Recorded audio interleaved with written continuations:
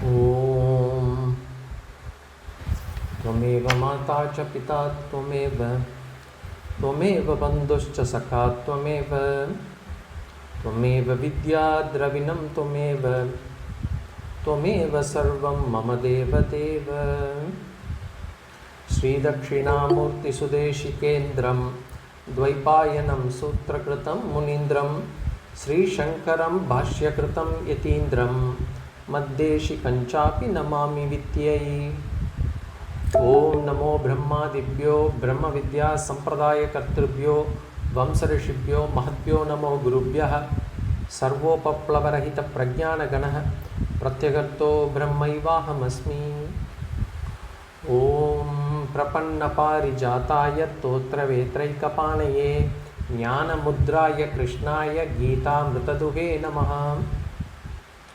Pranams everyone. So we are in the second chapter.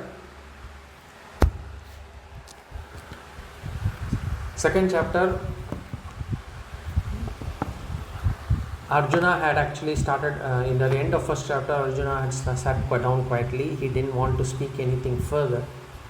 And then Arjuna, seeing Arjuna being silent and sitting in the chariot, Bhagavan basically reprimanded Arjuna and asked him to fight. And he said, "This does not behave. It does not feel fit. This is not the right way that Arjuna should behave, because he is actually, this dejection will lead him to ill fame, and he will also not take him to Swarga." And he also said, "You are taking to unmanliness. Do not take to unmanliness, Klaibyam. And therefore, get up, Uttishta Parantapa." Then, starting from Sloka 4, Arjuna started opening up. In Sloka 4, basically, Arjuna did some soul searching. He opened up his mind and he started giving the real reason.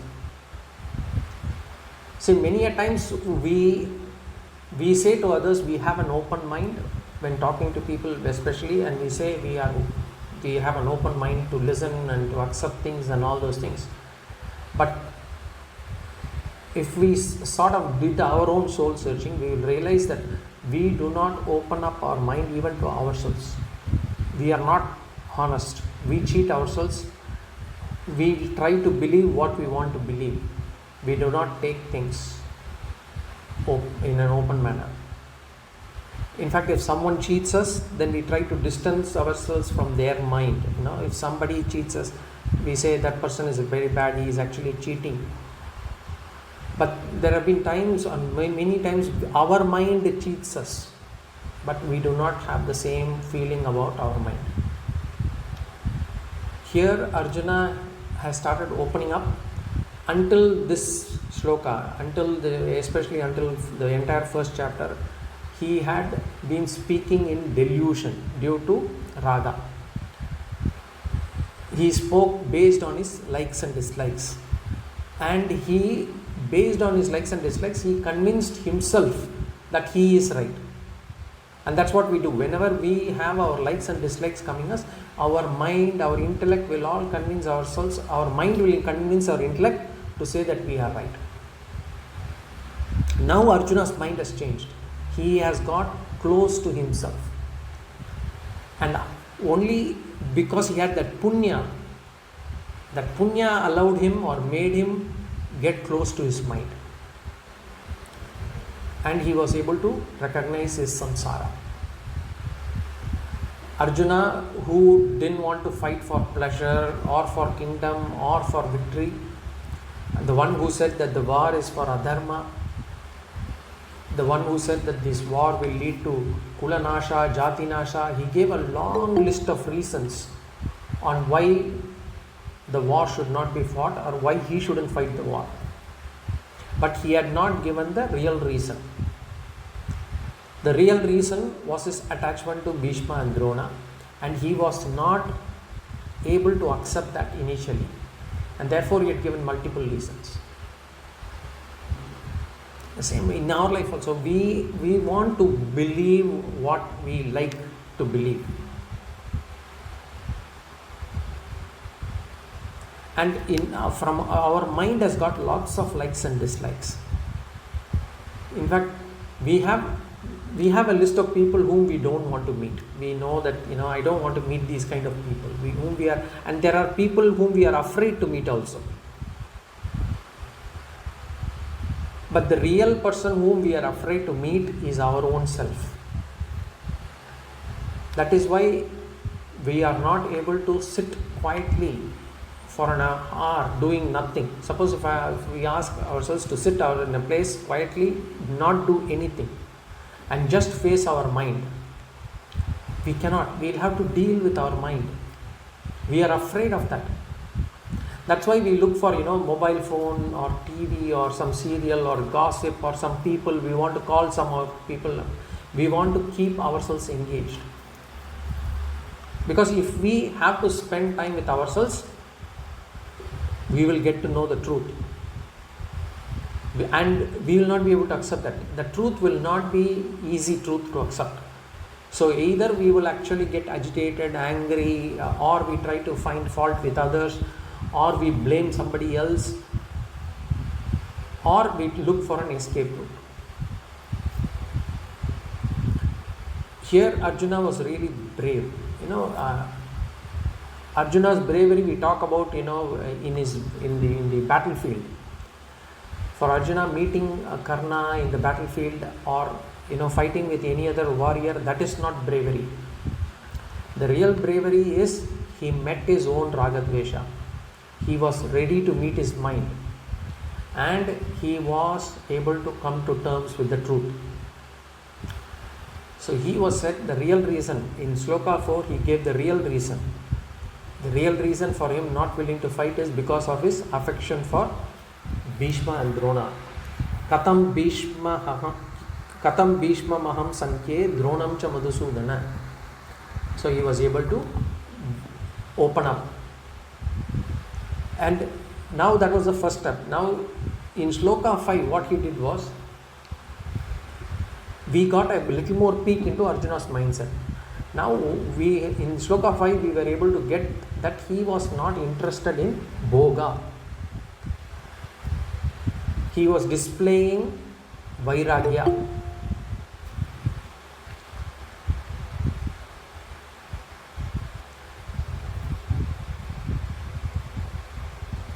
And he was willing to give up everything and take up sannyasa.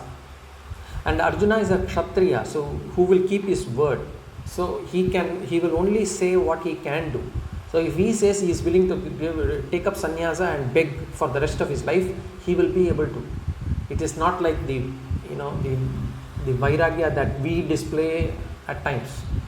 We feel like we have to run away from the family, from the job, from the house, and all those things, but we do not dare to. Or even if it is only lasting for a few minutes. Whereas Arjuna is a Kshatriya and he will keep his word. So here Arjuna had actually climbed the second step. Basically, first in Sloka 4, he was able to meet his own samsara, he was able to accept his samsara. Now in Sloka 5, he was trying to come up with his own solutions. And his own solution was to actually take up sannyasa. And here too, Bhagavan had to keep quiet because Bhagavan, he is helpless. Because Arjuna has not surrendered. More importantly, Arjuna has not said that he is confused. First he has to say that I am confused, I am not able to find a solution of my own. And then he has to do a Sharanagati. So Arjuna, Bhagavan is still waiting. Then in Sloka 6, Nachaitat vidmah kataranno gariyah. He said, I don't know which path to take, I am confused. So here he showed his helplessness. Basically he said, I don't know which path to take, I don't know which one is right, whether they winning us over in the war or we winning them over them in the war, I don't know which one is right. So now he has shown his helplessness. Now that is until Sloka 6 we saw. In Sloka 7, Arjuna is doing the Sharanagati. And in this second chapter there are many important slokas. This is one of them. This is actually a turning point sloka. And this also tells us what or how should a guru, how should a Shishya behave, or how should a real Shishya be. So we'll do some vichara on this sloka also. We'll go to the sloka. Sloka 7. Arjuna uvacha karpanya dosho pahadat svabhavah pritchami tvam dharma sammuda chetaha yat shreyasyan nishchitam bruhitan me Shishyasteham shadimam tvam prapannam Karpanya dosho pahatasvabhavah Pritchami tvam dharma sammuda chetaha Yat shreyasyan nishchitam bruhitan me Shishyasteham shadimam tvam prapannam. So Arjuna is having a complete change here, and he is also seeking Bhagavan's help. In life, what happens is, some people, they might know that they lack certain things, but they will not be willing to seek help from others. And the reason why they would not want to seek help from others, there could be two reasons. One, they could not be convinced that the other person is the right person to help. So that could be one reason.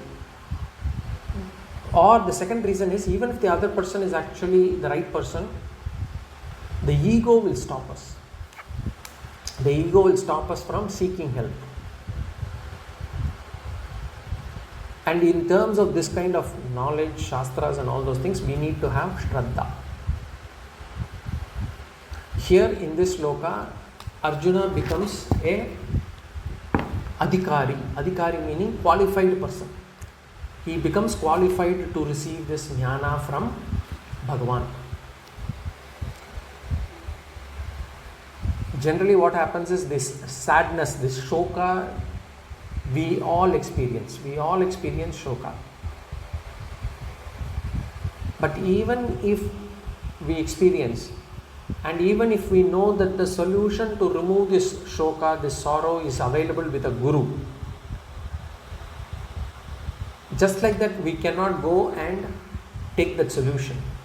We cannot get the answer for it. We will have to undergo some changes. We will have to become qualified. Only then we will be able to apply this solution, and only when we apply this solution properly, the sorrow will be removed, and the sorrow will be removed permanently. So we already saw that there are 4 steps to become qualified. First is basically identify and accept that I have a problem. Identify and accept that this is samsara, that I am in samsara. 2, I want to get out of this problem, I want to get out of this samsara. 3, I will not be able to solve this problem myself. I will not be able to come out of the samsara myself. What do we do generally? We try various problems, right? We try various solutions. We try to change the setup around us. We say, maybe if I buy the house, bigger house, this problem will be solved. Maybe if the son goes to the right university, the problem will be solved. Maybe if the daughter gets married, the problem will be solved. Maybe if we retire, the problem is solved. Maybe if I change house, the problem will be solved. Maybe if I change jobs, the problem will be solved. So we try to find solutions around us. Then we have to accept there should be a time when it comes that these are not solving the problem, and I will not be able to solve the problem myself. Then as a 4th step, I have to surrender to a guru. Now, the first and foremost, even within this 4 step, the first step itself is important. Identifying and accepting that I am in samsara itself is a difficult thing, because not many people think they are in samsara. And different Mahatmas, if we see in our culture, in our Sanatana Dharma, different Mahatmas have come and they have identified the samsara through the circumstances that they come across. Each circumstance is different. For example, Buddha was able to identify it through a dead body. Patinathar saw a palm leaf written by his son. So they identified that they were in samsara. For Arjuna, it was this war where he had a duty to kill his grandfather and guru, and he was able to identify his samsara there. So as I said, not many of us are able to identify this samsara. We get those circumstances, we do face those situations, but we go past them. And to identify that I am in a samsara, one needs to be intelligent. Not only intelligent, there has to be some punya also. And Arjuna was intelligent enough to identify the situation. He had enough punya to actually also identify that he wants to come out of the samsara also. And Arjuna wanted to come out, and he talked about his solutions. And he found out that his way of taking sannyasa may not help. And then therefore in the last sloka he says, Nachaitad vidmah kataranno gariyah. I don't know which of these two courses is better. So he was confused. Now in this sloka, he is come to the fourth step. He has come to the fourth step, that is the last step.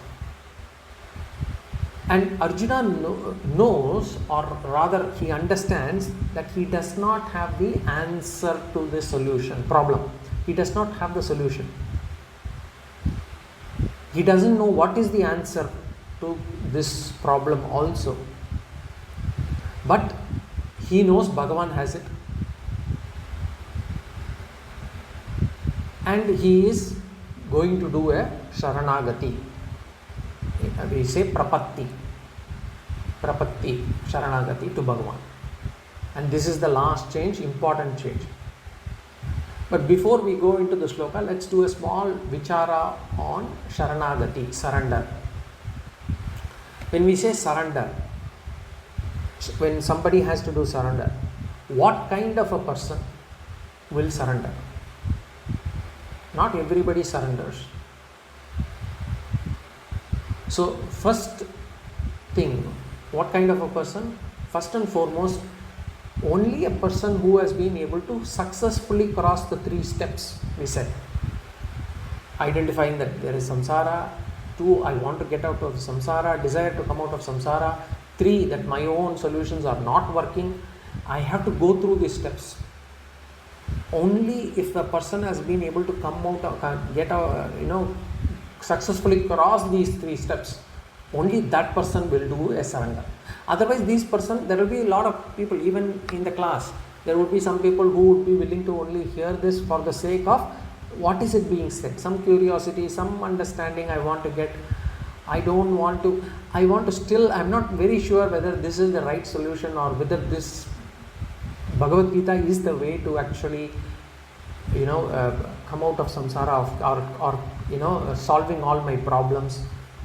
Maybe it will solve me in my retirement, not now in my office, and the problems that I face at home, my health situation, my wealth situation, all these things may not be the right solution. So people may be still not convinced. And the reason is they may not have crossed the 3 steps. And even if they had crossed these 3 steps, to do a surrender, trust becomes very important. I need to trust. I need to have that shraddha. Some people, even at the age of 80, they have this opinion that nobody in this world should be trusted. They think that all people, other than of course his own people whom he likes, cannot and should not be trusted. And they will also try to preach to their children, whomever they meet. They say, no, don't trust anybody. If you trust anyone, you will be cheated. And how do they come about? They come about this conclusion because of their experience. But trust is very important in life. We trust on a daily basis. When we go to sleep, we trust that we are going to wake up the next day. Otherwise, we wouldn't be planning for the next day. Even if we want to start a business, we have to start trusting someone to start a business, at least the supplier. And even there, it's not that everybody is going to be trustworthy. There would be people who might cheat us, one or two, but there would be also people who will not cheat us, and we have to remember that. But what happens typically, we remember only the bad experience. In our life, we want to only recollect our bad experience in life and feel unhappy about it. And it's the same with the trust also. We find that some people has cheated us, and therefore we do not want to trust anyone. But trust is very important in life. Only a person who has trust can do surrender. And Arjuna is surrendering to another person. So that is on what kind of person will surrender. Now, if we take second question to it, surrender, when you talk about surrender, is surrender an activity? Is it an activity that I have to do? If so, what are the steps or stages, or what is it that I need to do? Surrender is not an activity.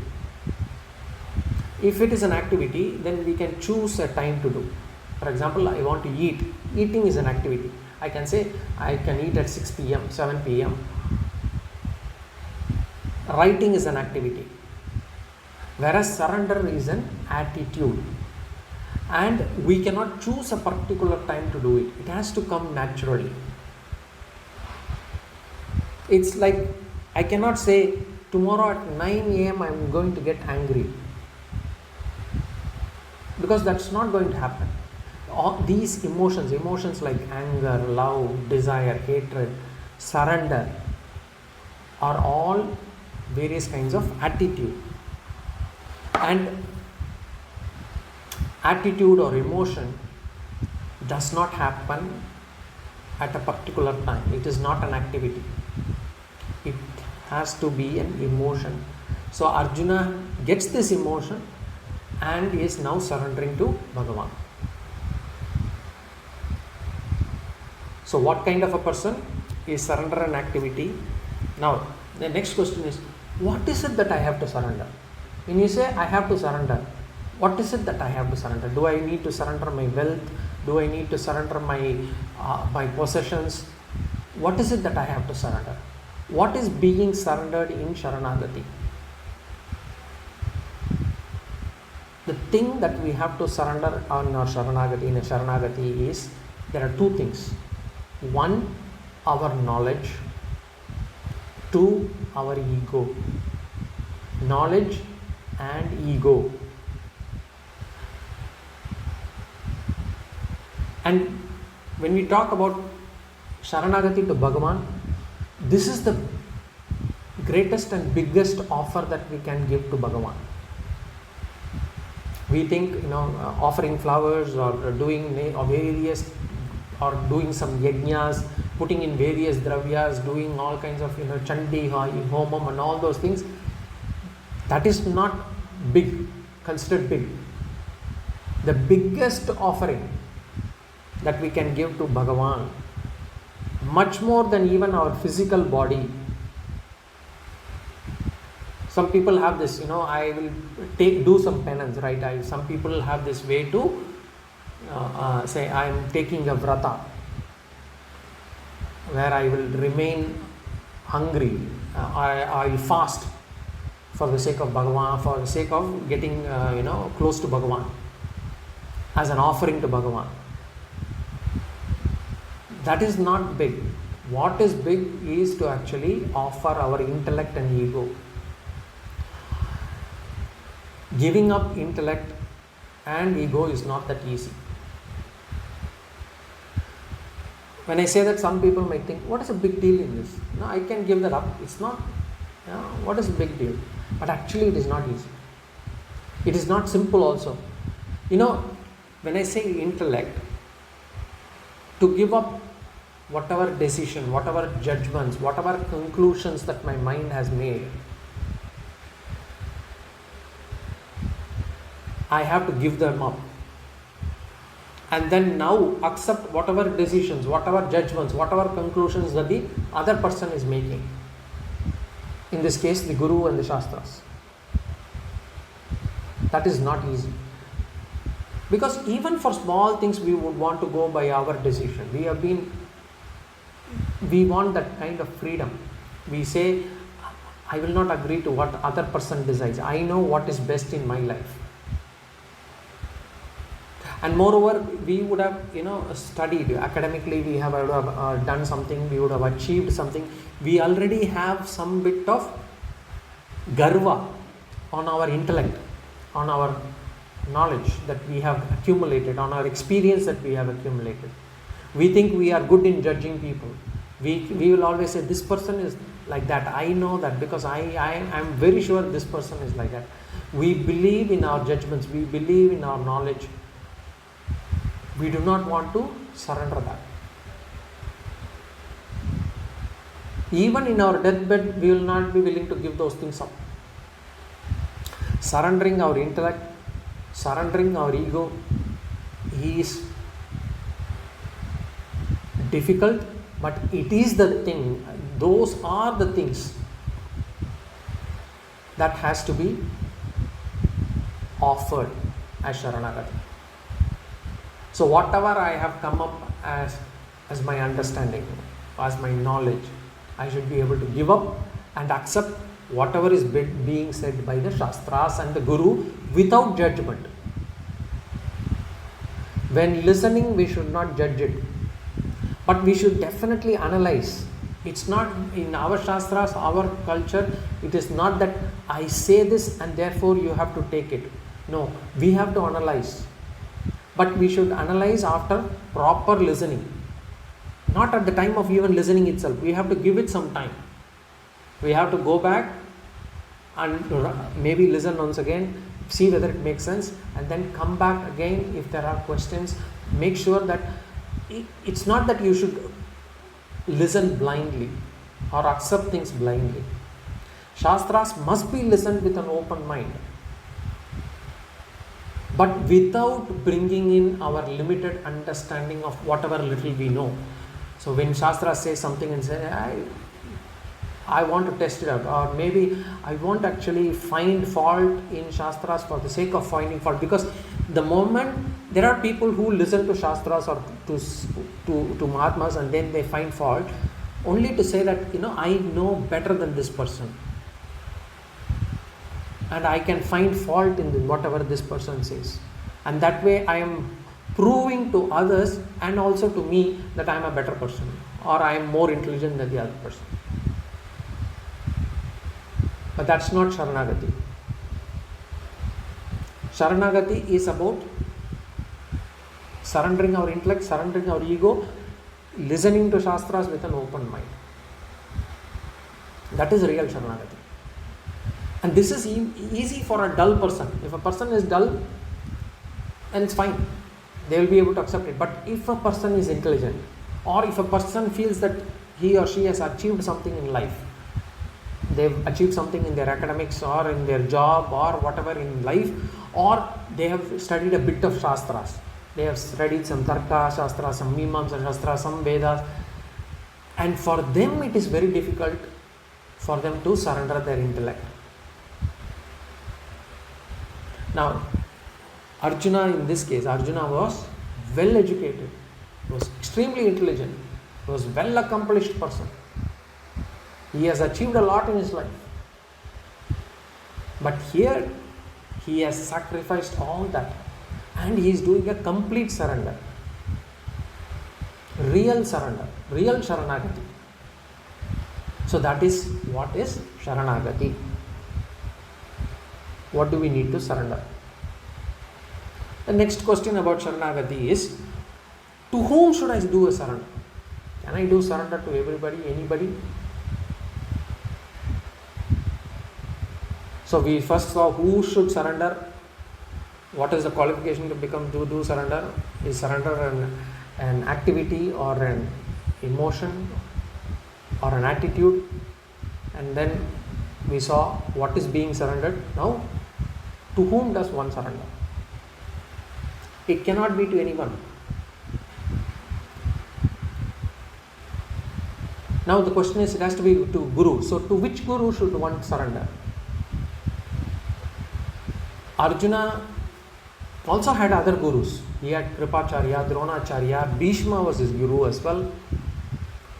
But he didn't surrender to them. He surrendered to Bhagavan.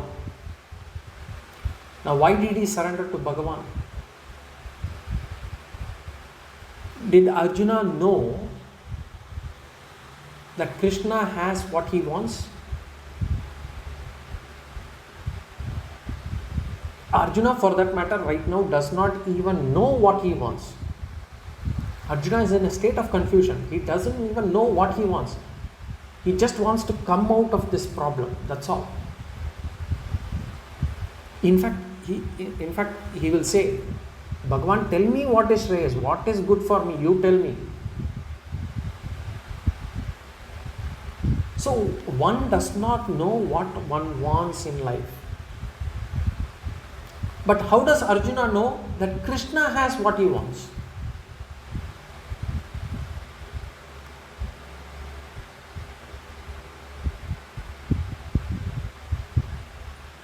That is where Punya comes in. We will come to that a little later. But in the meantime, I want to also talk about one more thing. If a Shishya has the knowledge that I have to surrender to this particular person because he has the answer to my question, he knows, and I also know that he has the answer, and I know what is the answer. I know what is the answer to this solution problem that I have. I know the solution, and I know that he has the solution. Then in that case, there is no need for surrender.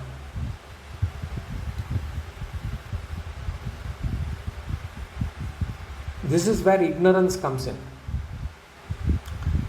A Shishya does not know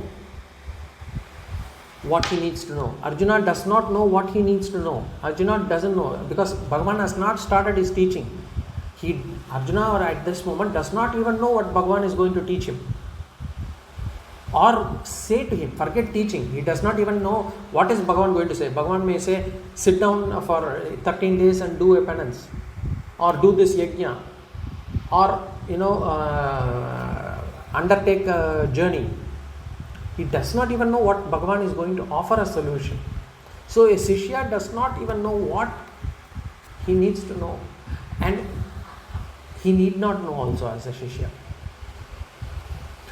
Here Arjuna definitely knows what he does not need to know. He does not want, if Bhagavan is going to offer a solution, Arjuna, fight this war because you are going to get wealth. Fight this war because you are going to get kingdom. Fight this war, you are going to get riches. Fight this war because you are going to have sensory pleasures. Then Arjuna is not interested in that. Because he has already made it clear to Bhagavan, I don't need that.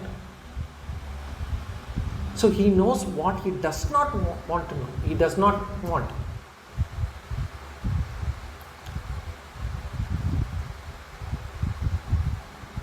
A guru, this is the difference between a guru and Shishya. A guru has to know what is the solution, and he also needs to know, he also knows that he has the solution.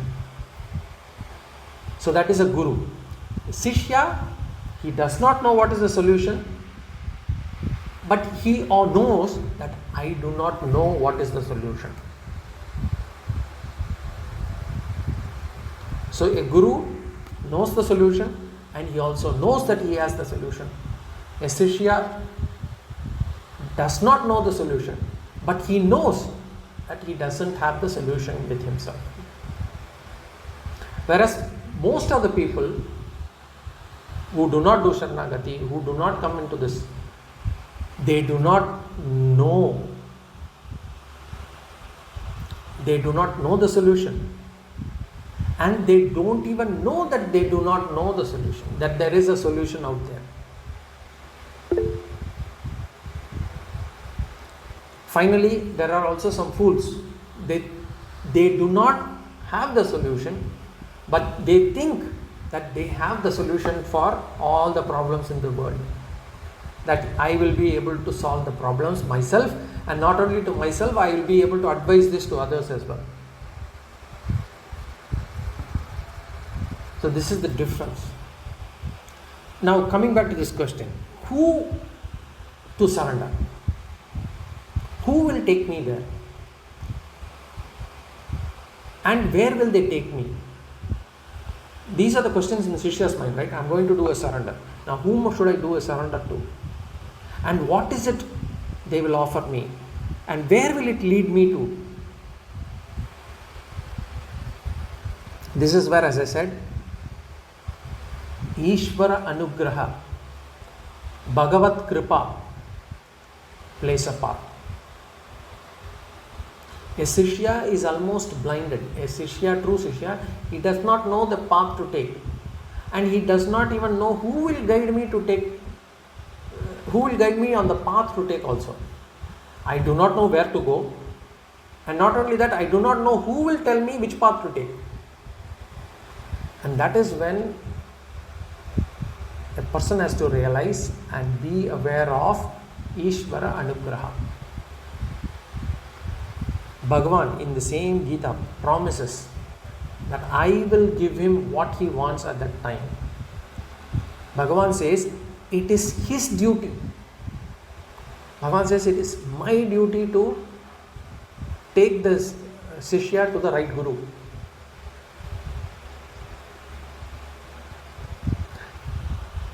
So here's where we are helpless, and a Shishya does not know who to go, and he will not know anything or much about the Guru also.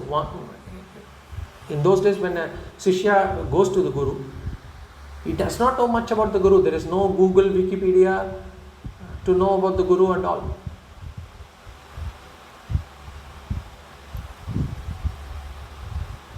At that time, if we ask, what will unite? Who will unite the Shishya to the right Guru? Who will make sure that these Guru and Shishya meet?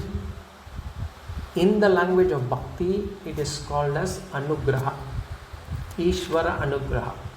In the language of Vedanta, we say it is Karma Pala. Our Punya will make sure we get the right Guru for our mindset, for our maturity. So if we are looking for the right Guru, we cannot and we need not go searching for a Guru. There is no need to go searching for the right Guru.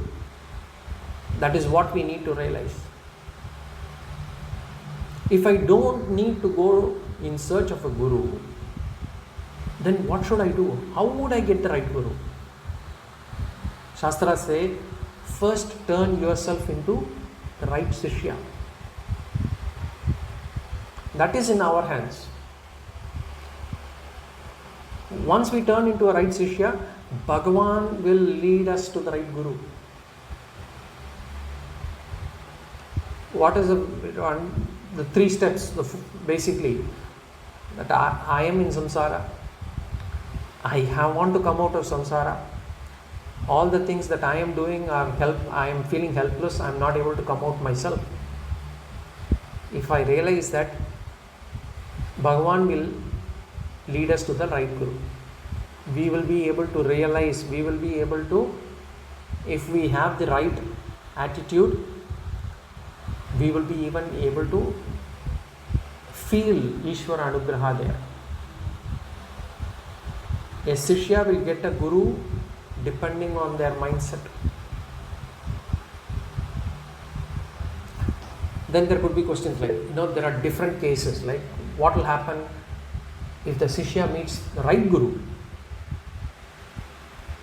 but the Shishya does not have the necessary qualifications. And Shishya has to do Sharanagati also, the fourth step, which is to do Sharanagati also. But if the Shishya does not have the right qualifications,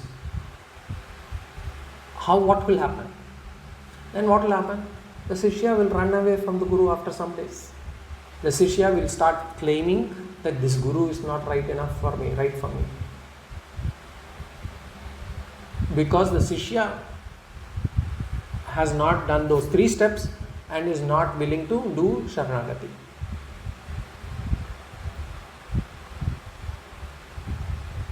But then there is a second case also. Qualified Shishya. The Shishya is fully qualified. But somehow he is not able to get the true Guru. And he gets a wrong Guru. What happens? Then also what will happen? The Shishya will only stay for some days. After that the Shishya will leave the Guru. But for the time that the Shishya stays with the Guru, because he is qualified, because the Shishya is qualified, it will give him benefit. It will give her benefit. That Shishya will have much more clarity now on what is wrong. What is it that he does not want? Just like Arjuna was clear on what he does not want. Right now, if we think, I need the help of Bhagavad Gita to get more money in life, to get more comforts in life, to get more fame in life. If people come to Bhagavad Gita for this, after some time, they'll get clarity that this is not the teaching, or this is not my path. So then they will leave. But at least they will now have more clarity that Bhagavad Gita is not for that.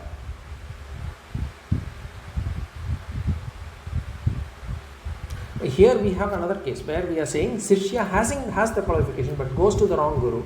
But now he is more clearer on what this wrong Guru is teaching or preaching, and then says, okay, I am not in for that. I don't want them also. So he will have more clarity in life. So coming back to here, Arjuna has got the Shraddha. He's got Shraddha on Bhagavan, and that is because of his Punya. And Shraddha is a very important topic. We will be covering this in many places. Shraddha is throughout Bhagavad Gita. And Arjuna has now crossed the 3 steps. He is doing a Sharanagati of his intellect. We have seen about Sharanagati. Okay, we have not for this class.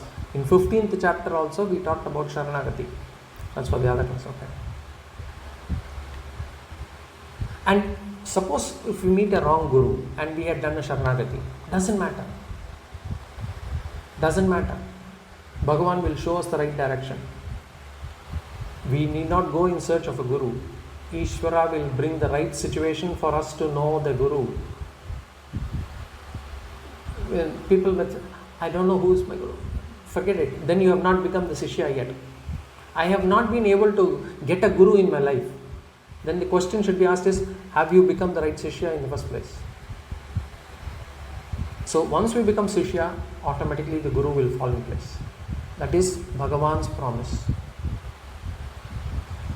So now we can go into the Sloka. But before we go into the Sloka, somebody raised the hands.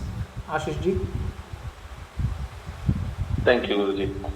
Actually, the 2 parts to my question. Firstly, I think it's a little frightening or a little disheartening as well to know the immense possibilities or probabilities of multiplicity of paths that lie forward in terms of being able to first rightfully do Sharanagati, which is dependent, if I'm an Advaita follower, which is dependent on the right karma that I've done in the past. Then if I have done Sharanagati, for me to be able to identify the right Guru, there could be multiple wrong steps on that. Then thereafter, my Guru actually giving me the right Gyan when I have got the right Guru.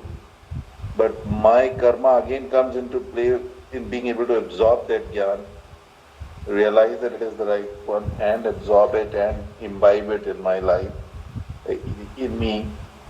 So it's just a little disheartening, a little frightening about the multiplicity of these probabilities or multiplicity of paths that lie ahead of us. But on the other side, my question was related to the fact that, between Advaita and Bhakti Ved. In Bhakti, it is easier to identify that path, that first there needs to be Sharanagati, and once you have done that Sharanagati, Ishwar will show you the path and will lead you down that path. How do I correlate it if I'm an Advait follower? What does that mean? I mean, my karmas are right in the past, but how do I identify that, yeah, I am going on the right path? Okay, we'll take the two sets of questions.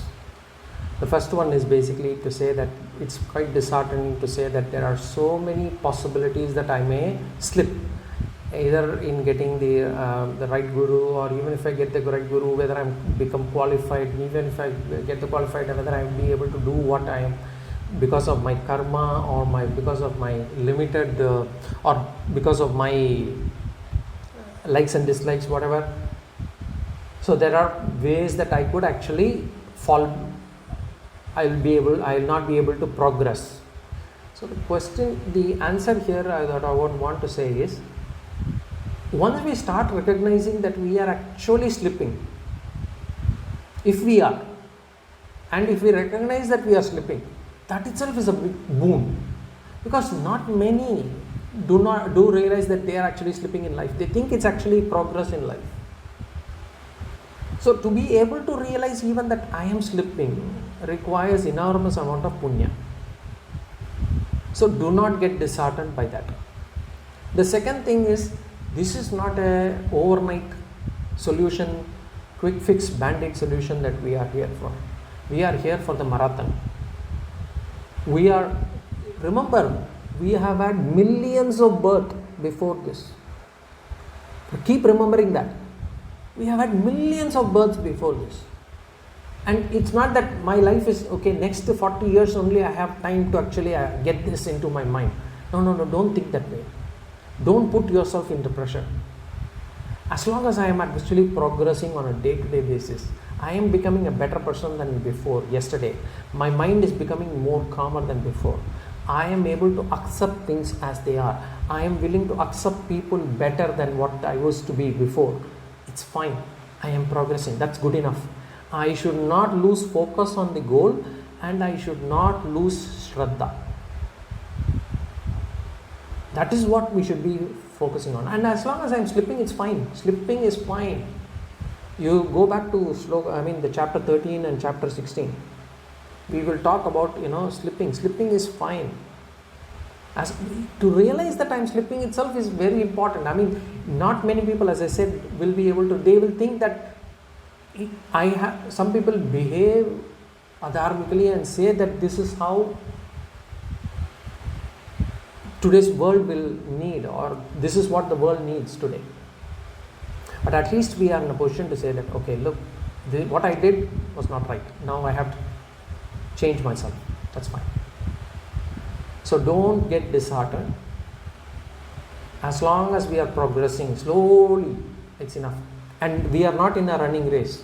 It is not that the next person is, once he reaches, once he gets the moksha cup, I will not be able to get the moksha cup. No. There is no first or second here. Anybody who completes this gets the cake or cup. So we need not compare ourselves with anybody. Neither do we need to compare against somebody who actually seems to be progressing well than what I am, and I need to feel disheartened. How can he be so fast in progressing spiritually? I am not. I am already old. This person is young. He is able to do it better. Or that person has got doing lot of penance and tapas and whatnot. I am not able to do. Don't have that feeling. Do not compare. At the same time, do not do the other side compare also. At least feel, some people have this superiority complex. I am in this right path. These people are, still struggling for material benefits. I am so superior. I am so better. These people, I don't know which life they will come back, will come to this path. No need to feel about that. Everybody will have to come here one day. Bhagavan will take care. We just need to focus on ourselves. just reflect on our mind every day, that's all. So there is no need to feel disheartened. Number one. Now with regards to whether Advait, Bhakti, and some people say meditation and all those things. See, Advait, Adi Shankaracharya, Bhagavad Pada here is very clear that the only way to attain moksha, the final step to moksha is knowledge. There is no other way to attain moksha. But to get to that stage where I am becoming qualified, where I am qualified to receive this jnana, I need to do various things. There are two things that are required from an outcome standpoint. My mind has to become calm, my mind has to become clean, my mind has to become focused. So calm and focused and clean, pure, clean and pure. These are two things that I have to get.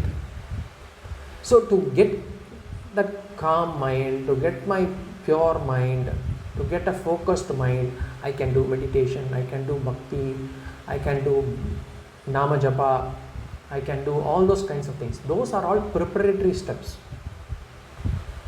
Advaita accepts all those steps and says these are all preparatory steps. It's fine.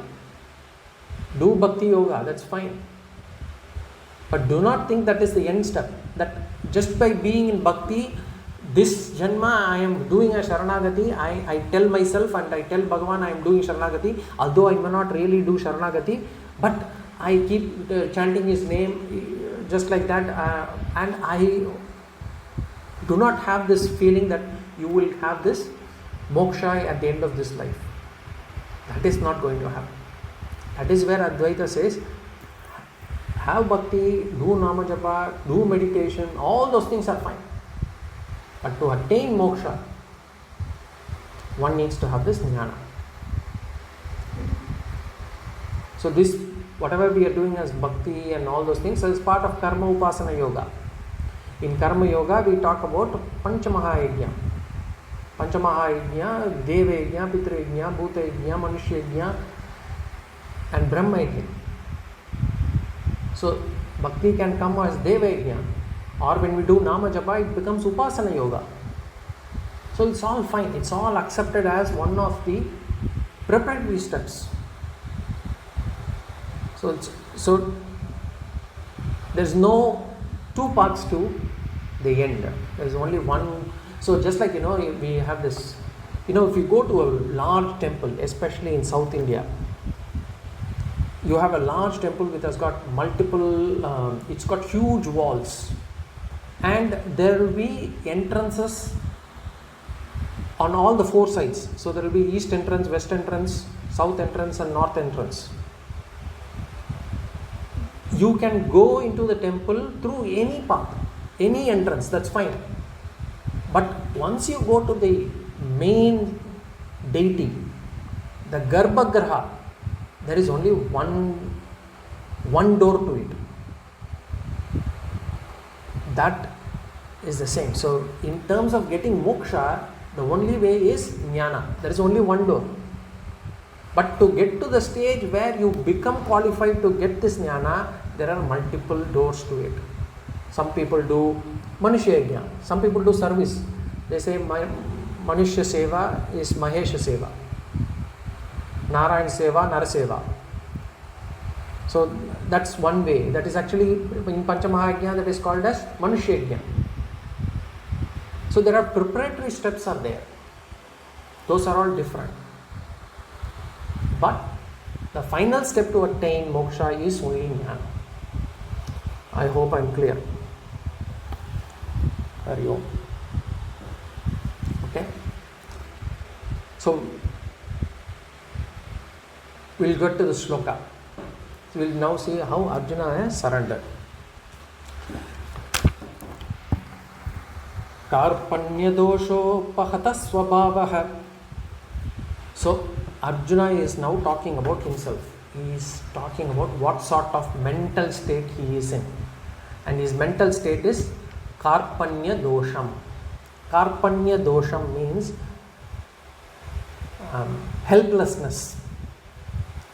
In Tamil we say sirumai, yelmai, all those things. Kilmai, feeling little, that helplessness. Saying, I have lost myself, I have lost my mind. That mental disability. Karpanya comes from this kripanasya bhavaha. Kripanasya bhavaha, karpanyam. Basically miserliness. I have become miserly. See, who is miserly? Whoever does not want to share anything, we say is a miserly. And what happens to them? They become sad when they lose their possessions. When they may have, even if they have $1 million, if they lose $10 in a transaction, they will feel miserly. They will feel sad.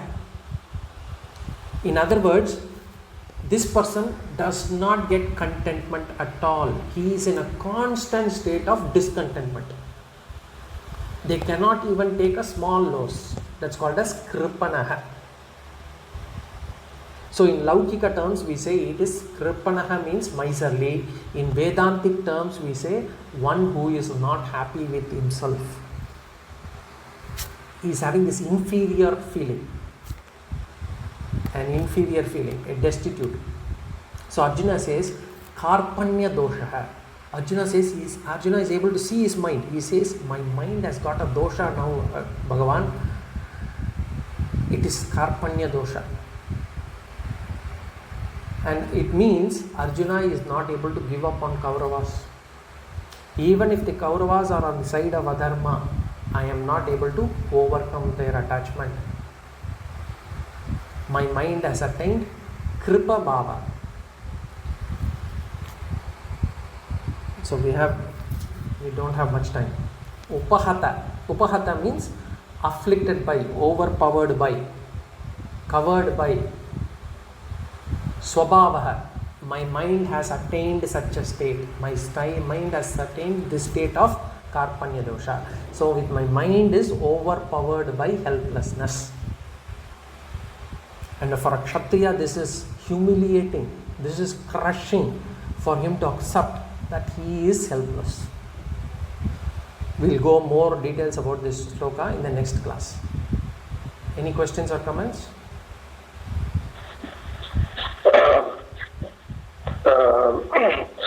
I have a query on, you said Guruji, we need Shraddha and Guruji aspect both together. So, once you kind of do a Sharanagati and also have Shraddha, haven't you locked yourself thoroughly? Like, where is the possibility for you to even see that you are slipping by? Because then you are kind of saying like you have to just have Shraddha and you move on. And isn't that perfect recipe for one's downfall? Like, where is Shraddha coming into the whole thing actually? Isn't it dangerous? So you will say that if the person, Venu, if this call cuts, I will actually call you back. Or we can take it next week, whatever. We can take it next week as well. So you're saying that okay, I'll just, maybe the call is about to end. Om Purnamada Purnamidam Purnat Purnamudachyate Purnasya Purnamadaya Purnameva Vashishyate. Om Shanti Shanti Shanti. Harihi Om Shri Gurubhyo Namaha.